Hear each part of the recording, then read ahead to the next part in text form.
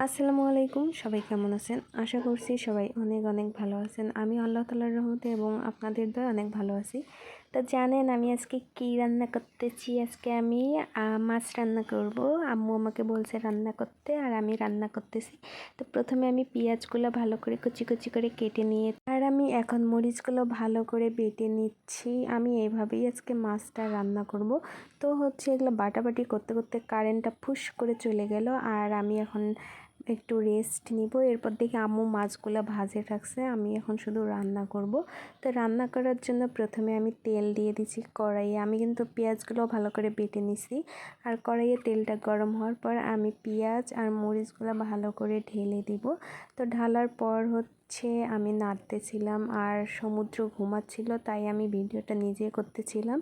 তো এরপর হচ্ছে আমি এখানে কি দিব। মাছ রান্না করতে লাগবে আপনার হলুদ, মরিচের গুঁড়া, মশলার গুঁড়া আর লবণ। তো আমি হচ্ছে ভালো করে এগুলা দিব। দেওয়ার পর এখানে পেঁয়াজটা একটু লাল লাল করবো। ভাবছিলাম যে আজকে আমি একাই রান্না করব, কিন্তু আম্মু মাছটা আগেই ভেজে দিয়েছে। আম্মুর নাকি সময় নাই, দেরি হয়ে যাচ্ছে। আর দেখেন পেঁয়াজটা কিন্তু লাল লাল হয়েছে। এখন আমি একটু পানি ঢালে দিব। পানি ঢালার পর ভালো করে একটু নেড়ে দিব। নেড়ে দেওয়ার পর হচ্ছে মরিচের গুঁড়া যা যা লাগে আমি সব কিছুই দিব। আর দেখেন আমি এখন এগুলো ঢেলে দিচ্ছি। মশলাগুলো দেওয়ার পর আপনারা দেখতেই পারবেন যে কালারটা এত সুন্দর হয়েছে, যা বলার মতো না। তো আপনারা দেখতেই পাচ্ছেন যে কালারটা অনেক সুন্দর হয়েছিল। আর আমি এখন মাছগুলো দিব। আমি একটা একটা করে মাছ তুলতেছিলাম, তো আম্মু বলতেছিল সারাদিন লাগবে, তুই সব মাছ একবারে ঢালে দে। তো আমি বলতেছিলাম দাঁড়াও আগে দেখি। তো তারপর আম্মুর কথা শুনে আমি সব মাছগুলো দিলাম। আর আজকে কিন্তু মাছের ঝোল হবে।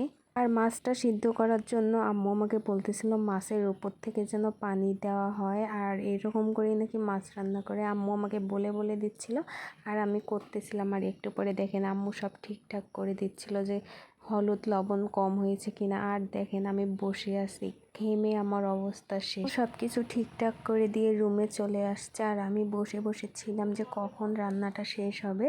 তো বসে বসে একটু ঢং করতেছিলাম। আর দেখেন ঘেমে একদম 12টা বেজে 13টা হয়ে গেছে।